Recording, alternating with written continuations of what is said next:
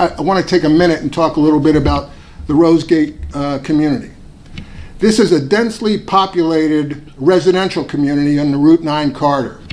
It consists of 200 row homes located on 4 streets. It has been the focus of law enforcement attention for several years, and with good reason. Since 2018, there have been 1,500 calls for service in the Rosegate community. There have been a number of shootings which produced 8 victims, including a 9-month-old child shot in the head in November of 2020. During the same period, 30 different drug investigations resulted in the seizure of cocaine, crack, heroin, fentanyl, meth, and firearms. These investigations and the work performed primarily by Newcastle County PD and the Delaware Attorney General's Office gave us insight into the nature and scope of the problems we faced in Rosegate. I want to thank Newcastle County PD, the FBI, Delaware State Police for their persistence and incredible hard work in trying to address the crime in the Rosegate community. 7.5 kilograms does not sound like a lot, but I want to give you something to reference to understand how incredibly significant that is. Conservatively, that's 380,000 potentially lethal doses of fentanyl. And again, I'm going to repeat that, guys, so you can understand how significant and how important this case was. That's 380,000 potentially lethal doses of fentanyl that were removed from the street. In Delaware, one massive bus pulled over 10 kilos of deadly fentanyl off the streets, the biggest seizure of this killer drug in the state's entire history. At the center was a man from Middletown who mixed in a dangerous animal tranquilizer called tranq to make his drugs even stronger, and he even bragged about how powerful they were. He knew they could kill people, but he kept selling anyway. Now, he's facing 25 years behind bars in federal prison. Stick around as we dive deep into this shocking case, from the secret investigation to the courtroom battles and what it all means for fighting the drug crisis. This is the full story of Dwayne Fountain and his deadly operation. Let's start at the beginning. Back in 2022, law enforcement in Delaware noticed something big going on. They were tracking drug dealers, and one name kept popping up: Dwayne Fountain, a 54-year-old guy living in Middletown. But this wasn't just some small-time seller on the corner. No, Fountain was running a whole network, like a business, bringing in huge amounts of drugs from out of state and spreading them across Delaware. Investigators say his operation stretched from Scranton, Pennsylvania, all the way down to Sussex County in southern Delaware. That's a long trail covering hundreds of miles, and it involved people working together to move fentanyl, heroin, cocaine, meth, and even that scary additive called xylazine or tranq. To understand why this case is so important, we need to talk about what fentanyl is and why it's such a big deal. Fentanyl is a synthetic opioid, meaning it's a man-made drug that's super strong, way stronger than heroin or morphine. It's often used in hospitals for pain relief, but on the streets, it's mixed into other drugs to make them cheaper and more addictive. Just a tiny amount, like 2 milligrams, can kill a person. That's about the size of a few grains of salt. In Delaware, like in many places across the US, fentanyl has been causing a huge spike in overdose deaths. Recent data shows that fentanyl was found in 83% of overdose deaths in the state. That's why busting someone like Fountain, who was dealing kilos of it, is a game changer. And then there's tranq, Xylazine is actually a medicine for animals, like horses, to calm them down during surgery. But drug dealers started adding it to fentanyl to make the high last longer and stretch their supply. The problem? Tranq isn't safe for humans. It can cause your breathing to slow way down, your heart rate to drop, and even lead to horrible skin infections that rot away flesh and sometimes require amputations. People call users zombies because they nod out and can't move. Mixing tranq with fentanyl makes the drugs even deadlier, and Fountain was doing just that on purpose to boost his profits. Now, how did the cops catch on? It all started with a joint task force. This wasn't just one police department working alone. It was a big team effort involving the Drug Enforcement Administration's Dover posted duty. That's the DEA, the federal agency that fights drug trafficking nationwide. They worked with the Delaware State Police, who handle statewide crimes, and the Dover Police Department, focusing on local issues in the capital area. They got help from the DEA's Scranton resident office up in Pennsylvania, the Delaware National Guard for extra support like surveillance, and local cops from Smyrna, Ocean View, and Del Mar. This was an Organized Crime Drug Enforcement Task Force case, or OCDETF for short. That's a special program run by the Justice Department to target high-level drug rings, using prosecutors, intelligence, and multiple agencies to take down the big players. The investigation kicked off in 2022, but things really heated up in early 2023. Agents used all kinds of tools to build their case. They did physical surveillance, watching Fountain and his crew in person without being spotted. They set up poll cameras to record activity around his properties. They tracked phones with PIN registers, which show who called who, and used GPS to follow movements. They even had undercover agents buy drugs from his associates to get proof. And importantly, they got court approval for wiretaps, listening in on phone calls to hear Fountain in his own words. One key part was tracking a guy named William Warren, who was selling meth, crack, and fentanyl to an undercover cop in January and February 2023. Warren's phone had over 375 contacts with Fountain's number in just a few months. On specific days, like January 31st, February 9th, and February 21st, calls between them lined up right before Warren made sales. That suggested Fountain was supplying him. Agents also linked Fountain to bigger suppliers in Scranton and even to sources tied to Mexican cartels, where a lot of fentanyl comes from, smuggled across the border after being made in labs. Fountain operated like a wholesaler, buying drugs in bulk, kilos at a time. He'd cut them, meaning mix in stuff like tranq to increase the amount and make more money. Then he'd use a kilogram press, a machine to squash the powder back into solid bricks for easy transport and sale. Agents found one of these presses in a home he owned in Middletown.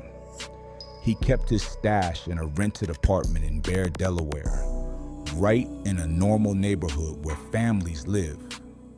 Imagine that. Deadly drugs, hidden just steps from kids playing outside. The big break came in May 2023 with search warrants. That's when they raided his places and hit the jackpot. Over 10.5 kilograms of fentanyl, that's more than 23 pounds, enough to kill millions if dosed wrong. Plus, nearly 3 kilograms of heroin, over 3.5 kilograms of cocaine, and more than 200 grams of pure methamphetamine. Altogether, over 16 kilograms of illegal drugs were taken off the streets. They also grabbed nearly $100,000 in cash, guns, body armor, and hundreds of little packages stamped with a panda bear in red shorts saying, "1 dab." Those were ready to sell doses. To put that in perspective, Delaware had never seen a fentanyl seizure this big. In a small state like this, with about 1 million people, that's huge. Overdoses have been dropping, down 36% in 2024. And officials say cases like this help make that happen by cutting off the supply. Moving into the evidence that nailed him. Wiretaps were key. These are court-approved listens on phones, and they caught Fountain talking openly about his business.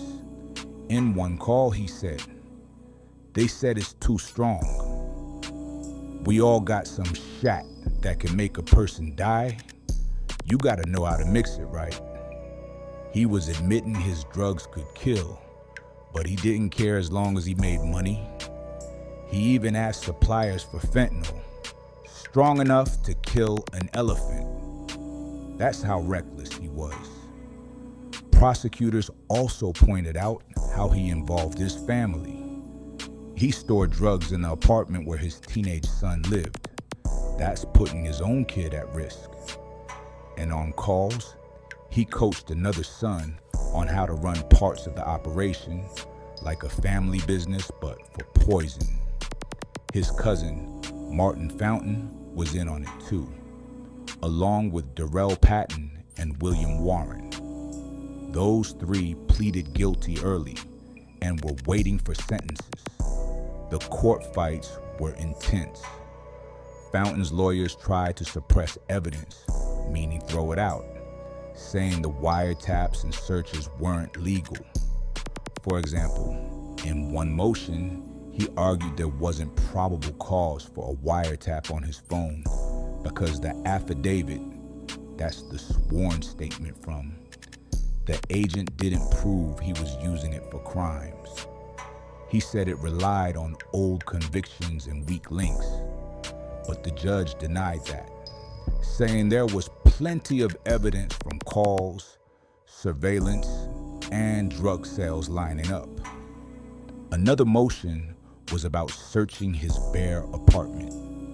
He claimed the affidavit had false info, like an agent saying he saw Fountain leave a specific unit when maybe he only saw the building. He also said a discarded bag with white powder wasn't tested right, and the dumpster story didn't add up. He wanted a Frank's hearing, which is a special court session to check if cops lied. But the judge said no, because Fountain didn't prove any deliberate lies. And even without those parts, there was enough proof, like GPS showing he stayed there nights, and meetings after leaving the place. Fountain also tried to dismiss gun charges, saying the law banning felons from having firearms was unconstitutional under new Supreme Court rulings. He had a prior cocaine conspiracy conviction from the 1990s, serving over 10 years. But the judge kept those charges, though Fountain was later acquitted on them at trial. The trial happened in February 2025, lasting a week in federal court in Wilmington. A jury heard all the evidence: the wiretaps, the seized drugs, witness testimony from agents. On February 24th, they found him guilty on the main charges: conspiracy to distribute, 4 counts of possession with intent, and 2 counts of distribution. He beat 3 others, including the guns. News reports called it a pipeline from cartels. Drugs made in Mexico, shipped to California, then to Pennsylvania, and into Delaware. Fountain tailored mixes for customers, expanding into Sussex County. Deals happened at everyday spots like Grotto Pizza and Green Turtle in Dover. Undercover buys proved it. The conviction showed Fountain was a leader, not a low-level guy. He had a recipe for fentanyl at home, repackaged after adding tranq. Prosecutors said he profited from addiction, seeking deadlier drugs. Sentencing came on August 24, 2025. Chief Judge Colum F. Connolly gave him 25 years. The court found he led the organization with the biggest fentanyl haul ever. Prosecutors hammered the danger, mixing tranq, knowing it caused overdoses, selling at scale. After, officials spoke out.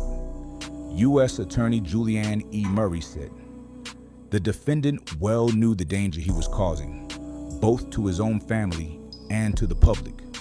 He sold drugs anyway, for no reason other than the desire to make money." The court's sentence sends the right message. Selling drugs, especially fentanyl, will land you in federal prison for many years. Dover Police Chief Thomas Johnson added, "Law enforcement took Dwayne Fountain off the streets in 2023. He was enriching himself by selling poison in our community on a scale not often seen. Surely this arrest was a contributor to the 36% drop in overdose deaths recorded in Delaware in 2024. I understand and acknowledge the broader effort in reducing the overdose death rate in the first state. But sometimes we forget the months of crime-fighting efforts put in by our police officers. Cases that involve both physical and electronic surveillance are labor-intensive and require considerable sacrifice. This was a tremendous effort by all the involved officers. They made Dover a little safer, and they certainly saved lives." Delaware State Police Superintendent Colonel William D. Crotty said, "This case serves as a reminder of the dangers our communities face from fentanyl and other synthetic opioids. The amounts of fentanyl seized in this case could have led to countless overdoses. Thanks to the dedication and teamwork of our detectives and federal partners, a major supplier has been taken off the streets, and lives were undoubtedly saved." DEA Special Agent in Charge Thomas Hodnett stated, "Dwayne Fountain was poisoning our communities through the distribution of fentanyl, methamphetamine, and cocaine. Working with our law enforcement partners from the Delaware State Police, Dover Police Department, and the United States Attorney's Office, Mr. Fountain was brought to justice through his sentencing to a 25-year term of incarceration. The three co-defendants, Martin Fountain, Darrell Patton, and William Warren, had pleaded guilty and were still awaiting their sentences as of March 2025. That shows how this conspiracy touched multiple people and places. Fountain's case is a window into today's drug world. Fentanyl is flooding in from cartels, cut with stuff like tranq, and sold everywhere, even small states like Delaware. It took years of work, surveillance, wiretaps, searches, team-ups across agencies. The payoff? A 25-year sentence and record drugs gone. But let's dig deeper into what this means. The opioid crisis has hit Delaware hard.